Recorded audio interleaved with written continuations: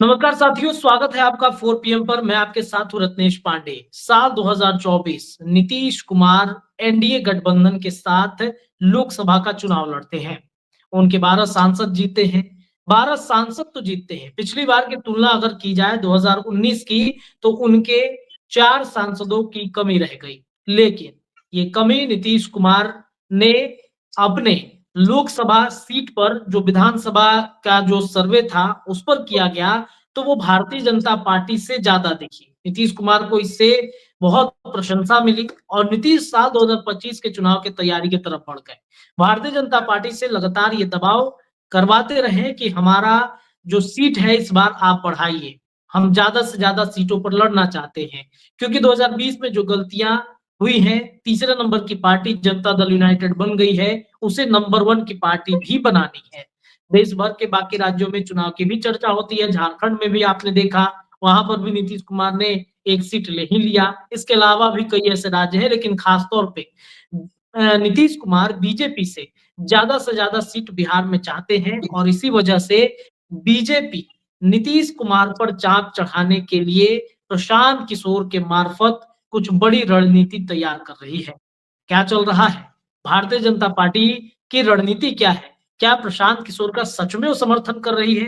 क्या जो बीजेपी की बी टीम की जो कही जाती है बात प्रशांत किशोर पर, क्या सच में बीजेपी की बी टीम है प्रशांत किशोर? चलिए जुड़ते हैं अपने सहयोगी अभिषेक मिश्रा जी से, इनसे पूछते हैं, जानकारी लेते हैं। अभिषेक जी, बीजेपी ने नीतीश कुमार का क्या व्यवस्था कर दिया है? क्या प्रशांत किशोर वाला खेल बीजेपी तो नहीं करना चाह रही है? देखिए 2024 के लोकसभा चुनाव के नतीजों को अगर आप देखेंगे तो माफ कीजिएगा, भारतीय जनता पार्टी 17 सीटों पर चुनाव लड़ी और 12 सीटें बीजेपी जीती। 16 सीटों पर जेडीयू लड़ी, जेडीयू ने भी 12 सीटें जीती। तो इस लिहाज से आप देखेंगे तो जेडीयू कम सीटों पर लड़ी लेकिन बीजेपी के बराबर सीटें जीती। तो स्ट्राइक रेट जेडीयू का बेहतर है। अब बिल्कुल।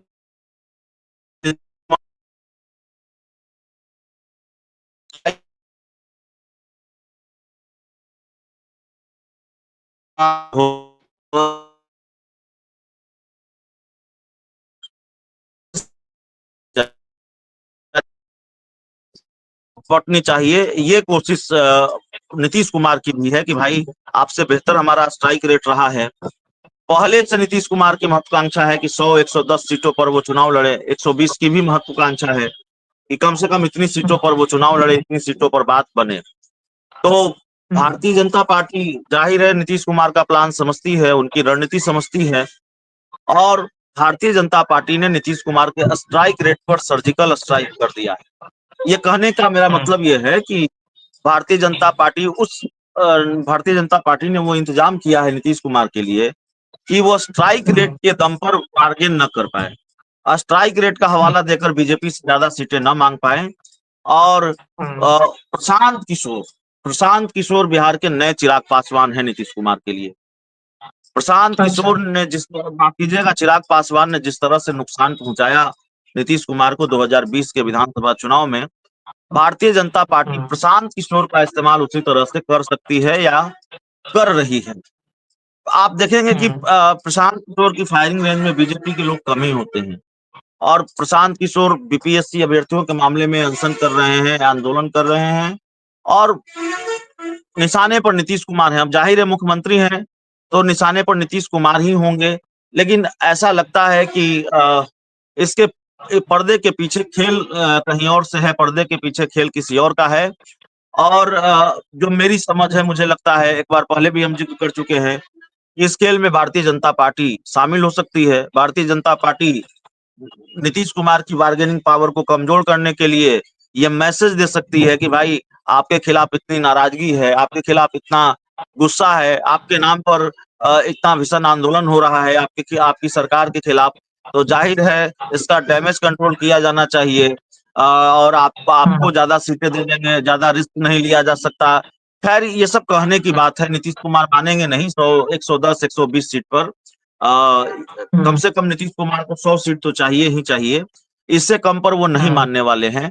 लेकिन मैं सिर्फ ये बात कर रहा हूं कि बीजेपी ये कोशिश कर रही है, भारतीय जनता पार्टी प्रशांत किशोर के सहारे ये खेल कर रही है कि भाई आप स्ट्राइक रेट के दम पर सीट नहीं मांग सकते, आप स्ट्राइक रेट की बात मत कीजिए, आप अपने खिलाफ जो एंटी इनकम्बेंसी क्रिएट हुई है उसको भी तो देखिए, प्रशांत किशोर के आंदोलन को तो देखिए, बीपीएससी अभ्यर्थियों की नाराजगी को देखिए, आक्रोश को देखिए, आप विधान परिषद उपचुनाव में शिक्षकों का आक्रोश दिखा है, आप चौथे नंबर पर चले गए, इसको भी तो देखिए। तो एनडीए को जिताना है तो आपको थोड़ा समझौता करने पड़ेगा, आपको ज्यादा सीटें देकर देना बीजेपी के लिए रिस्क हो जाएगा, एनडीए के लिए रिस्क हो जाएगा। इस तरह की कोशिश, इस तरह के खेल होते हैं, दूसरे गठबंधनों में भी होते हैं। तो प्रशांत किशोर नीतीश कुमार के लिए अगले चिराग पासवान हैं। प्रशांत किशोर नीतीश कुमार को नुकसान पहुंचा रहे हैं और ऐसा लगता है कि प्रशांत किशोर और बीजेपी के बीच मैच फिक्स है, मैच फिक्सिंग है। अभी बहुत राज खुलने हैं, अभी तो उनकी वैनिटी वैन का राज खुला है, अभी तो उनकी वैनिटी वैन की सच्चाई सामने आई है, कौन कंपनी है, किस कंपनी का वैनिटी वैन है, अंदर क्या सुविधाएं हैं, रजिस्ट्रेशन कब का है, पेपर का किस तरह से, कागज का, दस्तावेजों का किस तरह का घालमेल है, ये सारी चीजें, किसका वैनिटी वैन है, किसके नाम पर है, कहाँ का रजिस्ट्रेशन है।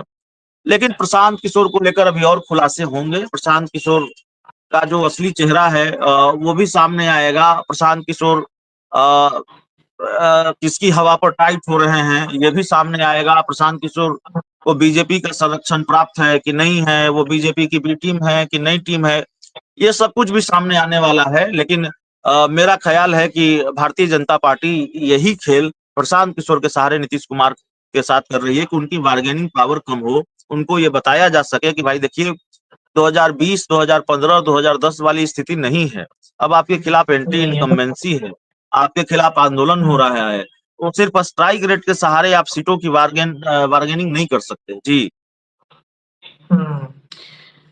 नीतीश कुमार का बार्गेनिंग लगातार बढ़ते चला जा रहा है, क्योंकि देखिए 2 लोकसभा में वो ज्यादा से ज्यादा सीटों पर उन्होंने लीडिंग लिया है और इस वजह से सीट बंटवारे का ही ये पूरा मामला है। बिहार की राजनीति में नीतीश कुमार प्रेशर पॉलिटिक्स कर रहे हैं। सीट बंटवारे पर अब देखिए एनडीए के घटक दलों में चिराग पासवान है, उपेंद्र कुशवाहा है, जीतन राम मांझी, ये सभी चाहते हैं कि ज्यादा से ज्यादा सीटें मिली ताकि आने वाले भविष्य में इनका जनाधार बिहार में बढ़ा सके।